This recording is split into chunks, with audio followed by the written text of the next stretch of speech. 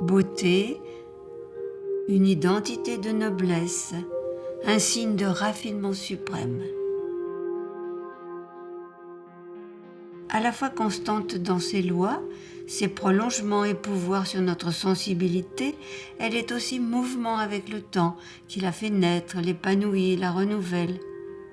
Ainsi, les saisons de notre beauté sont des renaissances successives, contenant les précédentes, assurant les suivantes et se dépassant elles-mêmes chaque fois. Dans une telle ascension, que devient notre juvénile beauté ? Elle construit un avoir que chaque renouvellement menace ou perfectionne, selon notre prudence.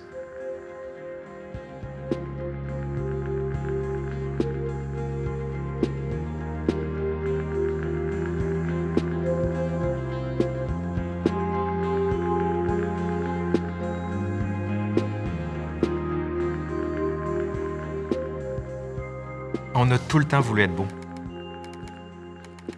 Et donc, il y a toujours eu cette recherche de la beauté. Des Grecs jusqu'à aujourd'hui, on a comme deux tensions. Première tension qui serait celle de transformer le corps le plus possible, c'est-à-dire ne plus paraître humain, paraître plastique. Et de l'autre, ça serait le rapport à la nature. Pour d'autres personnes, c'est plus on va se rapprocher de la nature, plus on va rendre le corps beau.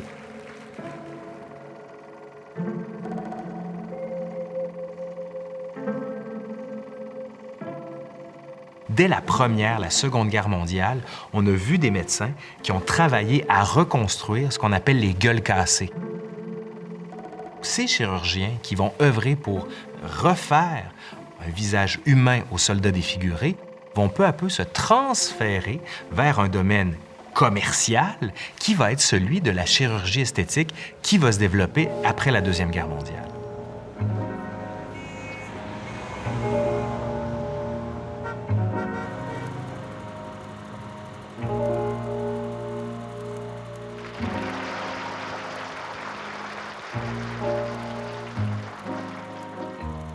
Lili Saint-Cyr est une des premières qui a reconnu avoir eu accès à la chirurgie esthétique, et principalement pour une augmentation mammaire. Et comme c'est son gagne-pain, comme elle vit de son corps, c'est simplement une augmentation mammaire qui va lui permettre une augmentation salariale.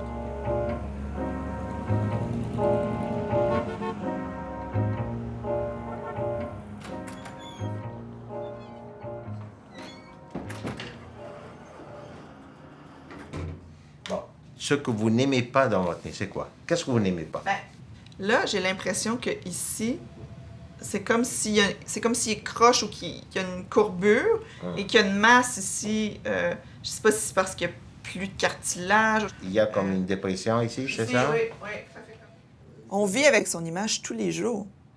Chaque matin, là.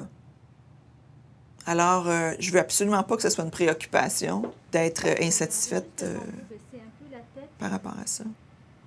C'est bon? Merci beaucoup. Je vous en prie.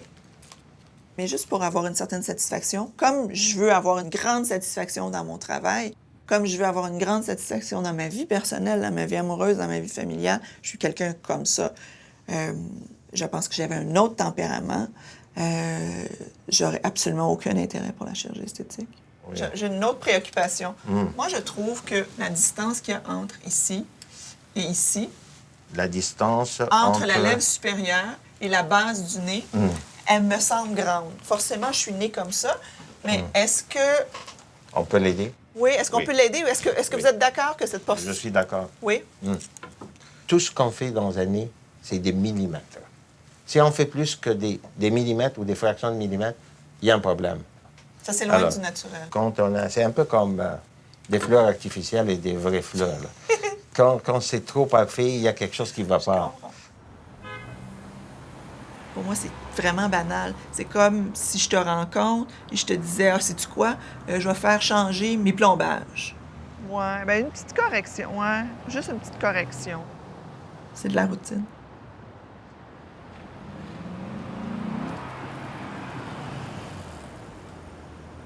Oui, bien ça, la dernière fois qu'on avait fait une petite retouche, c'était au mois de février. On avait mis un petit peu en bas. Oui, ça fait 1 an et demi. Mais toi, est-ce que t'as continué à l'urgence? Oui, je continue à l'urgence. Tu sais, j'ai diminué un petit peu mes heures cet été parce que là, c'était too much en même temps, là, tout faire en même temps. Je vais juste te faire un petit peu sur la petite ligne qui te dérange, là. Ça fait 6 ans et demi là, que la clinique est ouverte. Là. Sensible un petit peu. J'ai toujours voulu travailler soit en médecine ou en esthétique. Puis au fil de mes études et après avoir fait mes années de médecine, j'ai décidé de pratiquer la médecine d'urgence.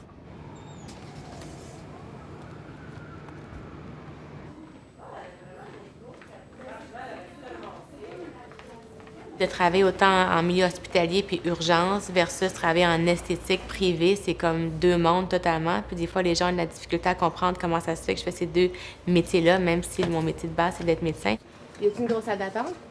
Bien, il y a environ 1 heure d'attente, là. Tu guéris quelqu'un parce qu'il vient pour une migraine ou quoi que ce soit, ou tu guéris quelqu'un parce qu'elle se sentait pas bien puis elle avait de la difficulté à avoir des interactions sociales parce qu'elle trouve que c'est saine, ça l'a gêné toute sa vie. Et puis te remercier au bout de la ligne, c'est pour ça qu'on fait cette profession-là, c'est pour aider les gens. Puis oui, à l'urgence, c'est vrai, c'est souvent la vie puis la mort, fait que les échanges seront pas pareils, t'as pas le temps de parler autant avec les gens, il faut que tu sois efficace, fait que ça amène vraiment une autre dynamique.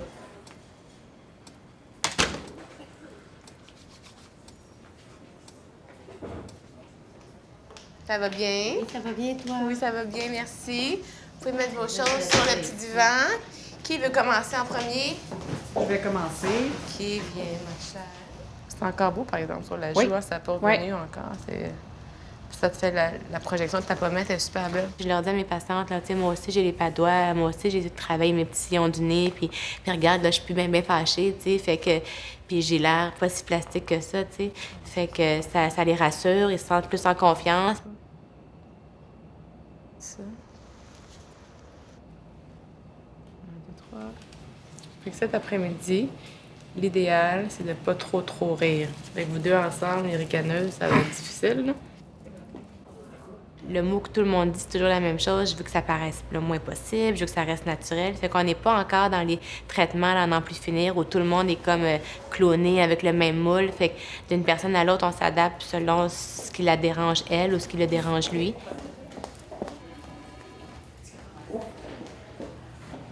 Allô Martine, c'est Geneviève Blackburn, comment ça va? Vicky m'a pas tout parlé de la conversation que vous aviez eue ensemble, mais ça t'étais pas contente, tu n'aimais pas ça, puis que je voulais savoir vraiment c'est quoi ton point de vue à toi, puis qu'est-ce qui se passait. Bon, il me reste un autre produit qu'on peut essayer, le 3e dans la famille des neuromodulateurs, puis bon, il n'y aura pas de frais, là, c'est sûr, là, je vais juste réessayer pour essayer de trouver une solution, parce que si lui, il marche pas, c'est pas mal ça qui est ça, là, tu sais. Faut pas vendre des rêves. On n'est pas magicien. T'as beau leur expliquer, tu prends des photos avant, tu leur montres, oui, il y a des changements, mais ils s'attendent à plus puis à plus. Ben oui, je te comprends. Il nous reste juste le 3e qu'on peut essayer. Puis si le 3e ne marche pas non plus, ben tout ce qui est modulateur, ça ne marchera pas plus. On va arrêter de dépenser des sous là-dedans, tu sais. Quand vous modifiez quelque chose dans votre corps, vous allez être obligé de le refaire. Les gens ont l'impression qu'ils le font, that's it, maintenant j'ai droit au bonheur. Le danger là-dedans, c'est qu'il y a un effet d'accoutumance, il y a ce qu'on appelle les cosmetic junkies, dans le sens qu'il y a un effet, ça crée un effet de high, si vous voulez, un effet de pouvoir, de that's it, j'ai le bonheur maintenant. Malheureusement, ça descend assez vite et on en réutilise la chirurgie esthétique. Parce que là, tout d'un coup, on se dit, oui, là, ça va, là, les petites rides, je les ai plus, mais j'aime pas tellement mes jambes, ou j'aime pas tellement mes orteils, ou j'aime... On se trouve autre chose.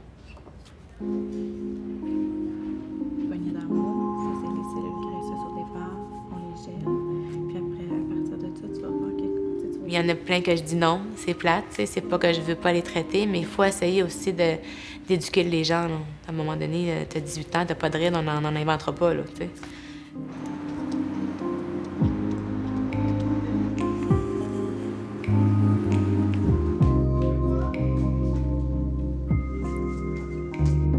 Je suis relationniste, particulièrement dans le milieu culturel. Ça commence très tôt avec la prise de connaissance des nouvelles du jour et est-ce que ça affecte les clients que je représente. L'image de mes clients, c'est la matière première de mon travail. Donc, la manière dont on se présente donne un sentiment ou une sensation par rapport à comment on peut s'occuper d'eux.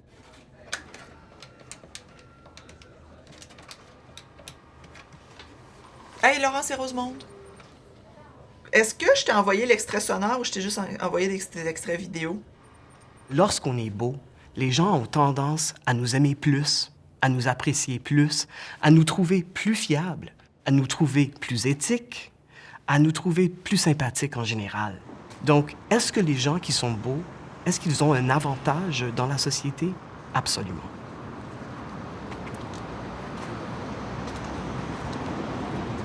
Tu les elles sont combien aujourd'hui? J'en ai à 15$, puis là, on a à 12$. Celles à 15 sont pas mal plus belles, hein, on dirait? Si on choisit, entre guillemets, de s'embellir, de soigner son apparence, ça ramène toujours à l'idée de l'intérêt qu'on peut générer chez les autres. Ça ne le fait pas nécessairement, mais ça peut changer la perception ou le rapport qu'on a avec les autres. Merci, bon week-end! Au revoir.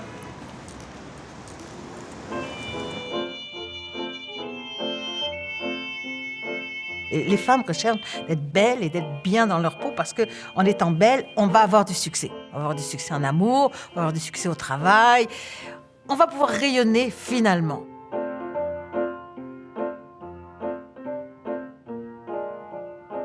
On peut faire un lien très net entre la popularité, cette tendance aux chirurgies esthétiques, aux transformations esthétiques et la sexualité, parce que la plupart du temps, les gens vont aller vers les transformations esthétiques pour être plus désirables.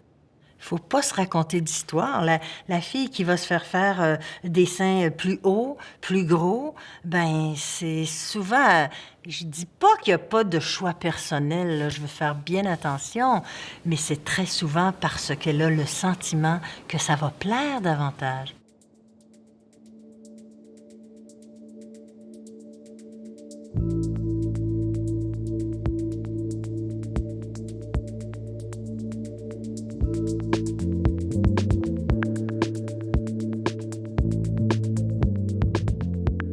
Dans le milieu des années 90, c'est arrivé dans nos maisons Internet et la pornographie. C'est la première fois que j'ai vu des filles avec les seins refaits.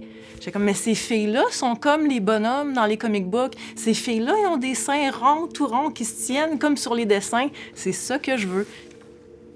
Puis du jour au lendemain, je me suis réveillée sur une table d'opération avec des seins à mon goût. Beaucoup trop gros pour le goût de la majorité des gens, mais à mon goût à moi. Puis je me suis dit, ça y est, ma vie ne sera plus jamais la même. J'ai été probablement la fille la plus jalouse que la Terre ait jamais portée. Et j'ai été capable de marcher dans la rue et de dire « Cette fille-là est belle, puis ça m'enlève rien, parce que maintenant, moi aussi, je suis à mon goût. » Elle signe, ça, c'est un des premiers costumes que j'ai fait quand j'ai commencé à assister à des conventions en 2010. Puis ça l'est, ça, le costume que moi j'avais fait, là. On a différentes versions. Moi, j'avais fait la version jaune. J'avais jamais rêvé d'être modèle. Moi, je vivais mon petit bonheur heureuse avec mes seins cachés en dessous des gros chandails. C'est, je pense, un an et demi ou 2 ans après que j'ai commencé toutes ces choses de modèle-là qui étaient complètement pas prévues dans ma vie. The glasses!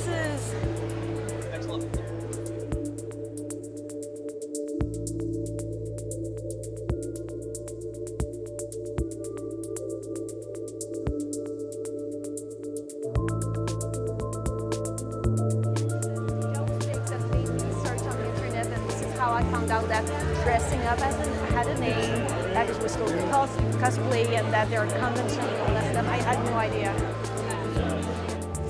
Je m'expose dans mon travail. Je gagne ma vie à vendre des photos de moi, à vendre des produits qui sont dérivés de mon personnage, des illustrations, toutes sortes de choses reliées de près ou de loin à tout ce qui est geek, à tout ce qui est trendy dans la pop culture. Je vends mon image comme étant un produit, puis mon nom, ben, c'est la marque dans le fond. This is me. That's my character in Heroes of the North. That's a live-action web series about Canadian superheroes. Nice. This is my character in the series. She's called Hornet. This is my latest glamour photo shoot. Do you have like a place that you prefer, like here? No, wherever you like. Que c'est sûr qu'on a tous et toutes besoin d'aimer, d'être aimés. On a tous et toutes besoin d'être désirés, d'être regardés comme quelqu'un d'unique. Mais je pense que ce qui fait de nous, ce qui nourrit cette tendance, cette volonté d'être un modèle sexuel, hein, comme gars ou comme fille, c'est d'être conforme. On prend des mannequins prépubères, 12 ans, 14 ans, et on les projette comme images de femmes parfaites. Donc évidemment, c'est pas possible pour des femmes qui ont vécu tout simplement, c'est impossible de s'y voir.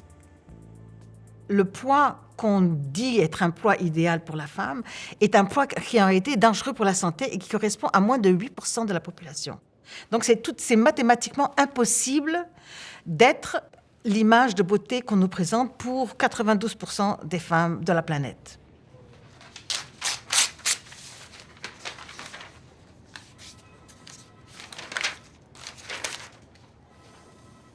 Si on regarde attentivement, plein de gens très connus qu'on considère comme des femmes étant très belles, qui sont reconnues pour être belles objectivement, on voit que pour être une star de cinéma, elles ont à peu près toutes refait faire leur nez. Et c'est discret et personne vraiment ne l'identifie, ne le sait. On commence par Marilyn Monroe. Imagine, Marilyn Monroe, une des femmes les plus photographiées au monde, qui savait qu'elle avait eu une rhinoplastie?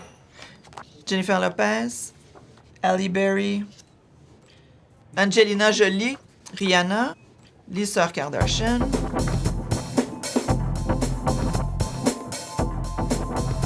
Beverly Hills is the capital of plastic surgery. It is the most competitive place on earth for a surgeon. Hi, it's Dr. Ray. How are you? Well, we can definitely get that back. I'm the hair transplant surgeon to the start. Dr. Miami, it's a pleasure meeting you. Congratulations on everything. Tonight, the Snapchat phenom, Dr. Miami. Now it's off. How's my hat, by the way? Sometimes I have like bloodstains on the hat, or a piece of fat, stuck to my ear. All right. My name is Michael. They call me Dr. Miami. I'm a plastic surgeon. And I make people feel better about their bodies. Watch me as I Snapchat my way through my day. What do we have today, Ta? Today we have a BBL Implant Exchange, BBL BAM. BBL Implant Exchange, BBL BAM. I had a pretty nice Instagram account that I'd been working on for a few months. I had almost 90,000 followers, and then one morning it got deleted without explanation, and I was heartbroken, and my daughter, who was 15 at the time, saw me heartbroken, and she said, "Dad, why don't you try Snapchat?" 1, 2, 3. Welcome back to the operating room. It wouldn't be Fat Booty Friday if there wasn't a booty to be made fat on a Friday. It's Friday, here's the booty, we're gonna make it fatter. She wants to look like delicious. Brazilian butt lift is the most popular. That's where I take fat from areas of the body that people don't want it and put it in the place that they do. I only operate on people under the age of 50, 95% women. The average patient age is probably like 28 to 30, something in that range. As young as 15 and as old as 50. They're glued to their smartphones. Who are they watching? It's this guy. All right, so we're almost full here. Look how it's already kind of shooting out the hole there. Courier. We got a special guest in the building. That's right. This man has performed more miracles than Jesus. Give a round of applause, Dr. Miami. Thank you for having me, guys. The demand is crazy. So you come in the morning, you get like a wristband, like you're at a club. The first 10 get wristbands, they come back at noon, and I see the first 10. It's like buying sneakers. Yeah, it's like buying sneakers. All right, there's a before picture. Fix that in your mind. Here is the after. He did it twice. He liked it so much he snapped it twice. Most of the patients want to be Snapchatted. If they want to do it, they're looking forward to seeing it themselves, or they want their family to see it. For some of them, it's reassuring because their family gets to watch the surgery as it's happening. There's a lot less of wondering, like what's happening. Are you ready to mark the next one? Because I thought you had marked it with you. I don't even know. You want to see the patient? How you talk to on the phone? It's always been busy. It's never been like a slow practice, but we were booked out maybe 3 or 4 months in advance. Now we're booked out 2 years in advance. And we get, no exaggeration, 900 phone calls a day. I'm only one man with 2 hands, so there's only so much surgery I can do. Now it's just for fun and education, entertainment. And it keeps the mood in the office fun, too. This is game. Kind of get ready. All right. Yeah, all right. Hello. Hello. So ugly. Yeah.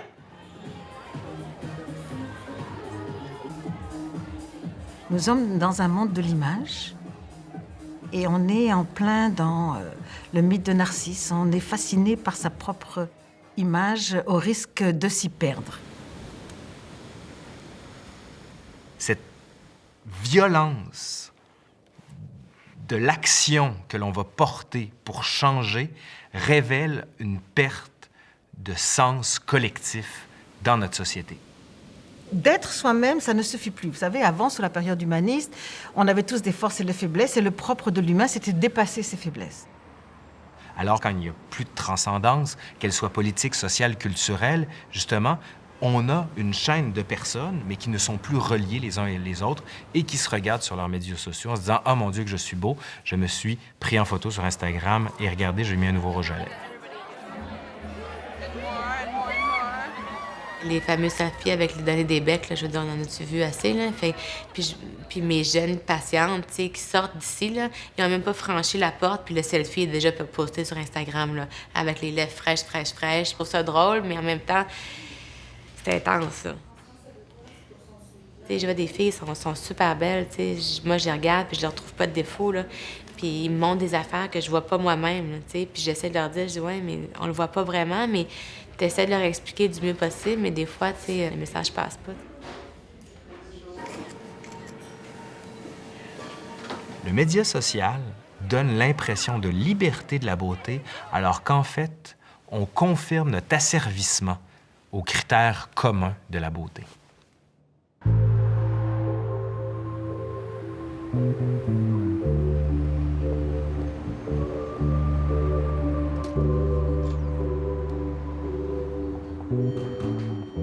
Le terme esthétique, je le connais. Il dit pour moi un art de vivre, le ravissement devant ce qui est beau, c'est-à-dire harmonieux. La nature en premier, la musique, la peinture, la beauté d'un texte, la grâce d'un corps, les traits d'un visage embelli par une coiffure saillante que ma mère m'a fait découvrir. J'étais très surprise de voir qu'écrire, d'abord c'était revivre, mais c'était aussi prendre conscience de choses qui étaient évidentes, qui étaient là, mais je ne les avais jamais vues. Et ça c'est formidable. Alors donc, c'est comme maintenant, c'est clair d'où c'est venu ma vocation pour l'esthétique. C'est sûr qu'il y a un passage de l'esthétique, de vos débuts dans l'esthétique, Josée. Complètement. En 1961, j'ai fondé mon école, le Centre d'études esthétiques à Montréal, et qui était la première école au Canada, mais aux États-Unis aussi. Entre 61 et 71, qui était ma dernière année d'enseignement, j'ai formé plusieurs centaines de personnes. Alors, voilà que maintenant, les esthéticiennes que je formais, elles voulaient bien sûr se faire des instituts. Puis c'était fait pour ça. C'était fait pour ça. Sauf que moi, j'étais celle qui devait importer des produits, importer des appareils et les leur vendre. Je voulais enseigner, je voulais changer les choses. C'est ça votre vocation. Et là, et j'étais malheureuse, tellement malheureuse avec ça. Mais ça veut dire que très tôt, alors, l'esthétique... Ah, ça a flambé, ça a grandi. Quand moi j'ai ouvert l'école, à ce moment-là, ça commençait à bouger. En 61, dans toutes les années 60, on a commencé à dire « faites l'amour et non la guerre ». On a entendu parler de la pilule. J'ai entendu les femmes « non, je n'aurai plus d'enfants, je vais prendre soin de moi ». C'est ça aussi, à cette époque-là, les femmes... Ce n'étaient que des mères. Exactement. Et grâce à vous, on sait comment prendre soin de notre peau. Oui. Oui. Oui. Josette. Oui.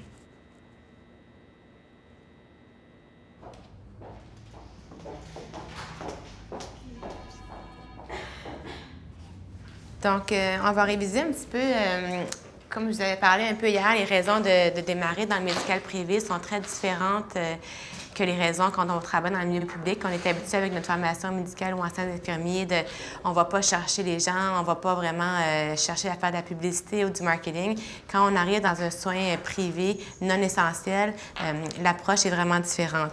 Ce qui est intéressant, puis ce qui est facile à partir, c'est quand on se concentre surtout sur les neuromodulateurs ou sur les agents de comblement, ça prend vos mains, puis un petit réfrigérateur, fait que les gens peuvent facilement... Avec l'explosion des interventions esthétiques, c'est qu'il y a de plus en plus de professionnels de la santé, médecins, infirmières et autres, qui se dirigent vers cette profession parce qu'évidemment, elle est extrêmement lucrative et que ça siphonne du système de santé publique des ressources qui sont très viables. Par exemple, que si vous avez un cancer de la peau, vous devez attendre quelques mois, même des fois quelques années, avant de voir un dermatologue. Par contre, si vous appelez la même clinique de ce dermatologue et vous dites « J'ai besoin d'une petite injection de Botox, s'il vous plaît », on vous donne un rendez-vous dans la semaine. En général, si on travaille vraiment la glabelle, les pattes d'oie, ça peut facilement monter à 700, 800, 900 $ pour ces régions-là. Puis on rajoute facilement un autre 200 $ là, pour le front. Là. On dépense des milliards de dollars sur des produits de beauté, sur des chirurgies esthétiques, sur des modifications corporelles quelconques. Donc, la beauté est devenue une source de profit et de rentabilité très importante. Est-ce que c'est plus payant pour moi d'être ici en clinique privée que d'être à l'hôpital comme médecin d'urgence? Oui, maintenant que ça fait 6 ans que je pratique, mais avant, non. Les 4-5 premières années, je perdais beaucoup de sous. Puis c'est correct parce que dans le fond, une entreprise, c'est toujours comme ça. C'est mieux au repos, c'est moins sensible. Angule un petit peu plus à 30 degrés. Ouais. Puis même si j'arrêtais de faire d'urgence, parce que souvent, là, on dirait que tout d'un coup, parce que tu fais de l'esthétique, tu fais de l'urgence, de la vraie médecine, c'est comme moins pire. Je le dis aux gens, je le fais parce que j'aime ça, mais ça ferait pas de moi une moins bonne personne, si j'exerçais plus dans ce milieu-là. Là. C'est un choix personnel parce que c'est une passion, mais je reste la même personne au bout de la ligne. Là. Tu mets tes pieds 4-4. Super. Maintenant, 3-3. Super, parfait. Donc, si je comprends bien, c'est la zone ici qui nous dérange. Oui. OK. Et le bas du ventre. Oui. Alors, tu vois, la succion est en marche. On reste très, très, très molle, on ne bouge pas. Voilà, maintenant, ça suctionne. Et je vais partir le froid. Et on va calibrer en conséquence. Parfait. Donc, les petites cellules graisseuses vont être éliminées par le système éventuellement. J'ai 20 ans, c'est mon premier traitement. Aujourd'hui, avec tout ce qu'on voit à la télé, les mannequins, je suis quelqu'un qui se compare aux autres. Puis, je trouvais que j'avais un petit peu de surplus de poids. Alors, c'est pour ça.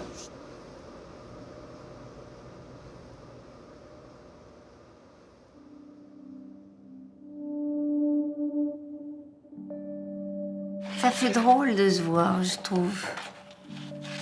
Celle-là, je l'aime beaucoup et j'ai 40 ans.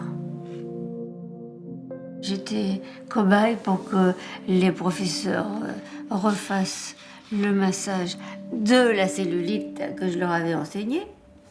Cellulite que je n'avais pas et dont elles étaient jalouses.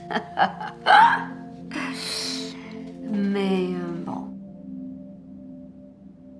J'ai eu le Botox une fois parce que je voulais faire comme tout le monde. C'est un peu ridicule, mais je voulais savoir aussi ce que c'était. Et c'était le Botox des paupières, hein, de cette ride-là, parce que c'était cette ride-là qui me dérangeait. Mais pour me soigner cette ride-là, ils m'ont complètement changé mon regard. Mon regard, mes yeux, c'était comme des yeux d'aigle qui remontaient là. Oh, mais moi, j'étais malheureuse. Il a fallu attendre 3 mois pour que ça se défasse. On va vraiment... Alors, j'ai fait cette expérience, une expérience malheureuse, mais bien. Parce que comme ça, c'est pas mon but.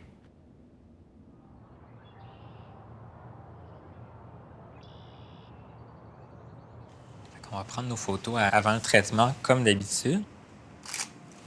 Excellent. On va prendre juste 3 vues. C'est suffisant là, pour les lèvres. Excellent. Tu peux tourner la tête vers moi. Parfait. Je dirais que je suis à la fois scientifique et artiste. C'est peut-être pas un chemin qui était tracé d'avance. Inspire bien. J'ai toujours adoré les arts. C'est beau. Puis le fait que je suis en médecine esthétique me permet de réunir le côté artiste et scientifique. Mais tu vois, mais David, je veux ton opinion là-dessus, justement. Est-ce que tu penses qu'il y a une manière de poser son visage qui ferait plus ressortir certaines structures comme les lèvres ou la mâchoire ou des signes de jeunesse puis de fraîcheur? Des fois, je pense qu'on peut se demander si les médecins qui font ce que tu fais sont davantage des scientifiques, mais au profit de l'art, ou si c'est des artistes au profit de la science. Puis si je devais absolument te mettre une étiquette, j'aurais plus tendance à dire que tu es fondamentalement quelqu'un qui a un sens artistique, mais qui le fait au profit de la science. Bien, Laura, elle a vraiment un visage juvénile. Dans le fond, chez quelqu'un de plus vieux, tu sais, ce qu'on va travailler, c'est vraiment la glabelle pour justement retrouver une lumière comme ça sur le front. Je crois que notre intérêt commun pour la beauté ou l'harmonie entre toutes choses est quelque chose qui nous a rapprochés comme individus, même avant que le projet de cette clinique-là vienne sur la table, parce qu'on se connaissait déjà depuis quelques années. Donc, forcément, c'est quelque chose qui nous a approchés comme personnes. Tu voulais me parler, William? Oui. Je pense à tout ce qui est laser. Je sais qu'on en veut, mais tu sais comment la grosse mode, la grosse tendance, pour le moment, c'est le cool sculpting. Absolument, oui. Au départ, je voulais pas l'obliger à ce qu'on soit partenaire, mais dans ma tête, je savais qu'il serait un acolyte exceptionnel pour qu'on ait notre clinique à Québec. Alors, qu'est-ce qui t'amène aujourd'hui? Bien, en fait, je veux faire des petites retouches au niveau de la lèvre, au niveau peut-être du front. Oui. Bien, en fait, le front, c'était en mars. Okay. On a fait, en janvier, c'était les lèvres. OK, c'est ça. Mais là, pour le Botox, on ne serait pas encore dû. Est-ce que tu trouves que l'effet a commencé à partir? J'ai une clientèle qui n'a pas encore de rides ou quoi que ce soit, puis qui ne veut pas nécessairement prévenir, mais ils veulent améliorer des traits de leur visage. Et ma clientèle plus âgée va vouloir traiter les rides qui sont déjà là. Ben, t'en parles sur les réseaux sociaux, puis tu sais, la dernière fois que t'es venu, t'avais fait... Ouais, un Instagram, ouais. Même si je crois qu'un jour, les gens vont parler de leur médecine esthétique comme on parle d'un rendez-vous chez le dentiste ou chez le coiffeur. C'est une question de fierté, c'est une question d'ego, et je crois qu'on a tous nos insécurités, on a tous des mécanismes extrêmement différents pour gérer ces insécurités-là, et je crois que les personnes prennent goût légitimement à prétendre que leur apparence favorable leur est endogène, leur est naturelle. Elle est vraiment bien proportionnée avec l'autre. Oui. Je trouvais qu'elle était plus grosse qu'elle. Oui. Mais c'est vraiment, là, c'est pareil partout. Oui.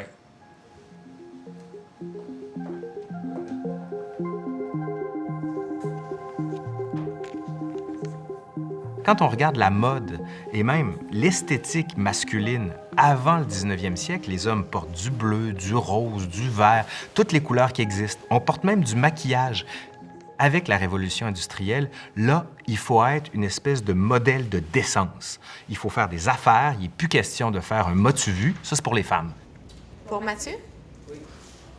Il y a comme une mort de l'esthétique masculine au 19e siècle qui ne va réémerger que dans les années 60, 70 et plus récemment, pourrait-on dire, avec toute l'esthétique homosexuelle qui enfin s'assume sur la place publique et qui permet à des hommes hétérosexuels pas nécessairement d'aller dans les canons de la beauté de l'homosexualité, mais au moins de s'en inspirer, ce qui va donner ce qu'on appelle aujourd'hui le métrosexuel. Fait que tu vois, des fois, ça fait comme un petit genre de petite bulle, là. Mm-hmm. Mais dans une couple de minutes, là, il n'y aura vraiment plus rien, puis tout le produit va être absorbé dans ton muscle, puis là, t'attends les petits miracles. Nous voyons de plus en plus toute une gamme, toute une constellation de masculinités qui sont de plus en plus acceptables et qui sont activement encouragées par le monde de la mode et de la beauté. Bonjour, Dr. Bladner. Ça va bien? Ça va bien, merci. Au début, quand j'ai commencé, il y a 6 ans, les hommes presque pas. J'avais peut-être moins de 5 % de la clientèle. Mais là, je dirais 15-20 % facilement. OK, j'avais remarqué juste entre mes deux yeux ici, La petite ligne encore Oui, qui la petite dérange. ligne encore, c'est ça. Je pense que la société exige un petit peu les mêmes choses vers les deux sexes. Ça fait que les hommes commencent à être de plus en plus préoccupés aussi. 1, 2, 3. Je m'entraîne beaucoup. J'aime ça, mon apparence. Souvent que, tu sais, dans le fond, je viens ici souvent pour mon nez parce que j'aime pas ma bosse sur le nez. Puis, dans le fond, en même temps, mais je fais comme le changement d'huile, là. C'est un peu gênant de dire ça au monde. Je suis allé faire le botox, tu sais, pour remplir, mais c'est vrai, les gars, on n'est pas... on se vante pas de ça sur Facebook, là. J'étais dessus, là, vraiment. Ben là, ça va mieux la semaine passée. Ouais, t'avais un petit peu plus de poussette, mais là, ça te rajeunit, là. Tu vas être bon, là. Moi, je sors du site flambant neuf. Écoute, je m'en vais tout de suite sur Tinder. Puis, écoute, j'en profite pour 5 mois.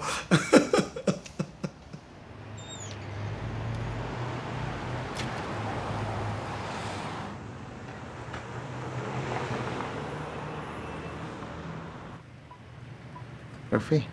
OK. Est-ce qu'on fait un petit recap? On va mettre le nez plus droit. On va augmenter le menton un peu. Le reste, ne t'en fais pas. Je OK. m'en occupe. Parce que, vous savez, vous avez 100% de ma confiance, mais vous savez que ma préoccupation... C'est cette elle est- partie ici. Oui, OK. pour que ce soit plus smooth, plus féminin. Je vais faire voulais ça. juste vous le souligner. Dites-moi, après l'opération, soit cet après-midi ou demain, le nettoyage ou l'entretien... On va tout vous dire, c'est très, très simple. OK. Très simple. Donc, c'est bien Madame Gingras. On est ici pour une révision de rhinoplastie avec montoplastie. Elle fait une allergie à la pénicilline. Aucun problème de santé à part de ça. Heureusement. Je suis vraiment soft au niveau d'être assommée. C'est normal à ce stade-ci? Exact. OK. OK.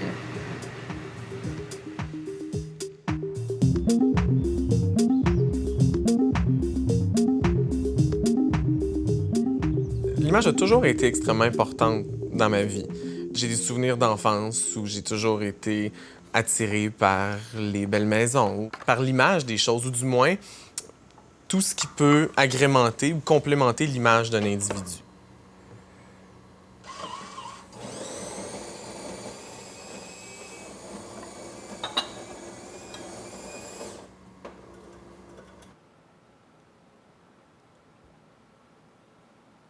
Oui, laser.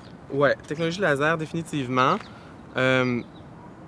Body contouring, tu sais, la sculpture du corps, là, ce que vous appelez dans le domaine body contouring, là.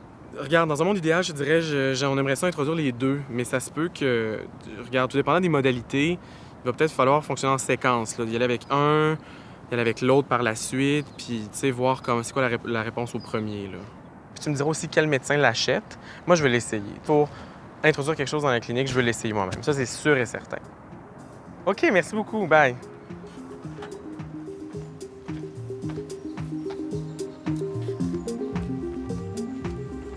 Tellement beau. Parfait. Chaud surtout. Sa propre image devrait être pour toute personne une certaine priorité. Puis je crois d'une certaine manière aussi que l'image d'un individu, le soin que quelqu'un donne à son image, reflète probablement un état interne de la personne. La beauté n'a pas toujours été une affaire de femmes. C'est quelque chose de très récent, même pourrait-on dire. Chez les Grecs anciens, c'était l'homme. À la Renaissance, c'était l'homme. Pourquoi? Parce que les philosophes de la Renaissance considèrent que adorer Dieu, ça veut dire adorer sa plus belle création, l'homme. Et quand on regarde les peintures de Michel-Ange, de De Vinci, les hommes qu'on voit, ce sont des hommes musculeux, puissants. Puis, est-ce que tu es prêt? Oui, non, ça va. OK. Tu sais, on avait quelque chose de prévu, là, on t'a attendu pour souper, puis... Oui. De quoi ça va avoir l'air, là, mes cheveux, après le traitement? Ben en fait, tu as quand même pas mal épais de cheveux encore, là, tu sais, je veux dire. Puis de toute façon, ce que tu veux, c'est que tes cheveux soient juste plus... qui tombent moins. J'aimerais surtout là, utiliser toute cette biostimulation-là pour être certain que je garde tout ce que j'ai. En plus, c'est plus ça, je te dirais. Une bonne inspiration. Ça fonctionne bien. La partie que j'anticipais le plus est derrière moi. Fait que dans le fond, ce qu'on fait, William, c'est qu'on fait centrifuger la prise de sang pour 5 minutes. Je fronce très, très fort. Donc, je veux pas me ramasser avec une ligne très importante dans le milieu. Donc, j'ai fait à quelques reprises le Botox. Moi, j'ai aucun traitement actuellement. Je dis pas que j'en aurai jamais. Et ça m'arrive souvent de me faire demander des pommettes comme moi, par exemple. Et puis, ils pensent que je me suis fait les pommettes. Mais c'est ça. Bon. Fait que dans le fond, ça, c'est ton placement ici. OK. Il y a comme des particules en suspension. Oui. C'est les plaquettes. OK.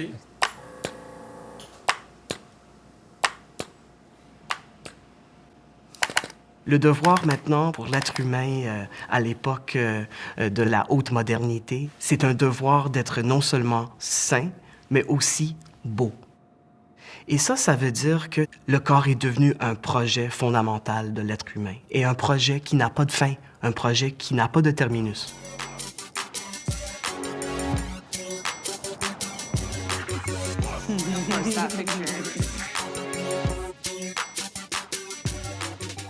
So we're always looking for the next coolest app for us to use, but we actually created our own app called GoFox, and it's pretty much Botox on wheels where we have an application where you can make an appointment. So you would pick whatever date you want, the 17th, you pick the time, and then you push search and it tells you if we are available, if we can do it in your area. So it's pretty cool. Gabe providing anesthesia today. Jerome. Morning, sir. Morning. What's up? All right. All right, we are here. Sorry for the delay. This patient did not want that longer scar lift. She only wanted a small incision around the area. I don't think there's a danger of plastic surgery becoming trivial. There are countries where plastic surgery is just not looked down upon. It's considered common, like in Brazil or Colombia. So the idea is not to make it trivial, but to make it not something that people should be ashamed of either.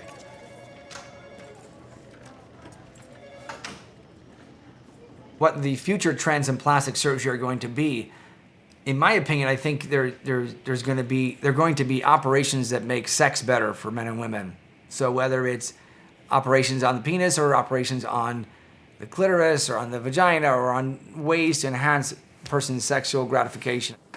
Good morning. How you ladies doing? Good. Crazy day today, huh?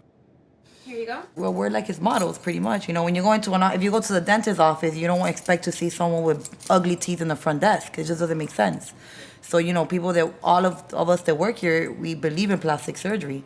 So, yes, we've all had it done. And well, the people that haven't had it done, they're in line to get it done. So, everyone in the end will have plastic surgery. Because they want to, and you feel good, you feel better, and why not if you can get it? Yeah. Hi, Shankay. Hi. How are you? Good. How's your sister doing? Good. I think every person on Earth, just about 99% of people, have wished to change something about their body at some point in their life. It is just a question of time before science catches up with the ability to meet everybody's wishes, which I think is a good thing.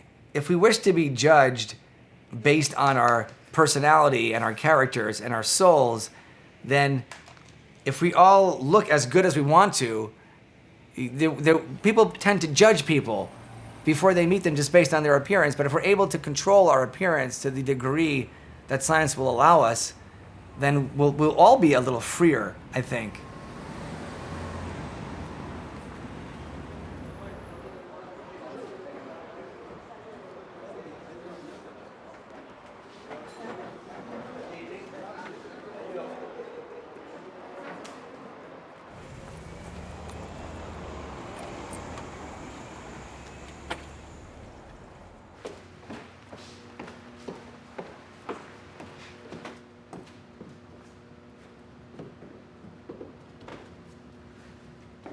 Non, attends un peu, je vais amener les photos à côté. Là, il faut qu'on triche. Parce que moi, en convention, il va falloir que je porte un soutien-gorge parce que ça va être juste du lycra, fait que ça me supportera pas.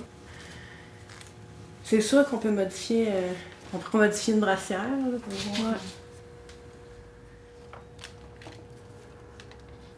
Mon bonheur à moi, il provient en grande partie de cette transformation-là que j'ai eue. Mais je veux pas faire la promotion de la chirurgie plastique. Ce n'est pas bon pour tout le monde. C'est pas un objectif à atteindre. C'est pas quelque chose à faire à n'importe quel prix.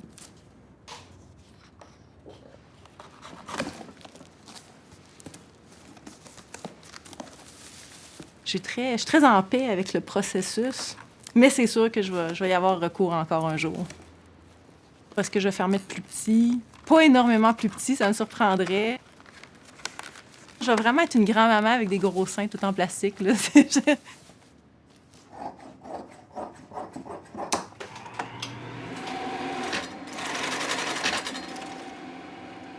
Je serais pas surprise que dans les 20, 25, 30 prochaines années, au contraire, peut-être que ça sera plus du tout à la mode. C'est toujours la même chose, hein? On exagère beaucoup d'un côté, puis après ça, là, ça revient, puis on n'aime plus ça, puis après ça, là, ça revient de l'autre côté.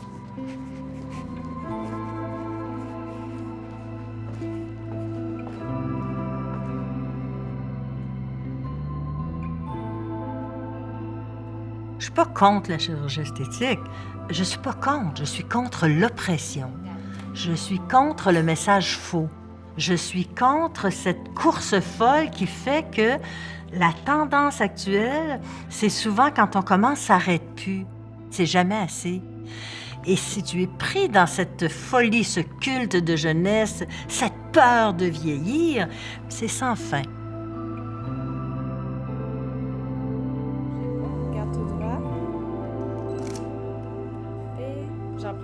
Depuis le début de l'humanité, l'être humain a toujours utilisé toutes les technologies à sa disposition. Donc je ne m'attends pas à ce que soudainement, dans un éclair de génie et d'autorestriction, on arrête de manipuler son corps.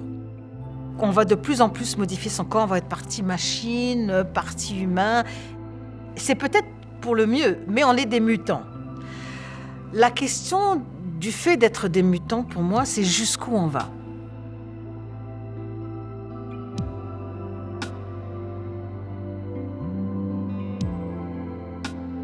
L'homme, il a toujours voulu se transformer. Il a toujours voulu être différent de ce qu'il a été à la naissance. Autant pour ressembler à un idéal divin, autant pour ressembler à quelqu'un qu'il adore, autant parce que les critères de la beauté que la société a, par un ensemble de circonstances, mis en place. Donc, c'est tout simplement une histoire de construction. Est-ce qu'on va encore aller plus loin dans la chirurgie esthétique? Oui, sans doute. Pourquoi? Parce que la science va le permettre. Et là où la science va aller, la beauté va la suivre.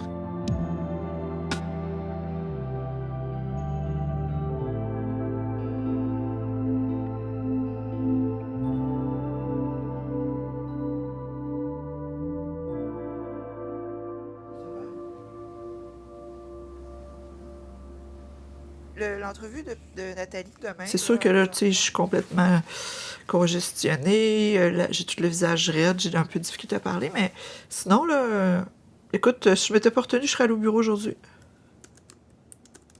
C'est difficile d'exprimer ce sentiment-là, puis les raisons qui nous poussent à faire ça. Bien, c'est sûr que ça a à voir avec le contrôle aussi, tu sais. Je pense que tout le monde devrait faire ce dont on a envie, même s'il y a des préjugés, même si personne n'est d'accord. C'est notre vie, on a juste une vie à vivre, on ne sait pas le temps qui nous est alloué. Puis autant des petites choses comme ça qui sont franchement là, superficielles puis reliées à la vanité, autant autres choses qui sont bien plus importantes. C'est pas à personne d'autre qu'à nous-mêmes de décider de ce qu'on veut faire et de comment on veut le faire. Puis je pense que personne ne devrait se faire influencer par rapport à ça.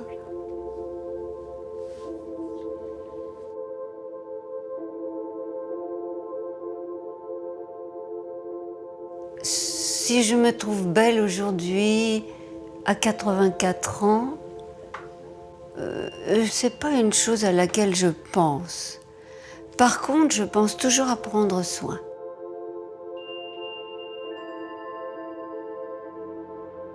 La beauté, c'est tellement plus large que ce qu'on peut penser, tellement plus profond, parce que ça vient de l'élan de la vie.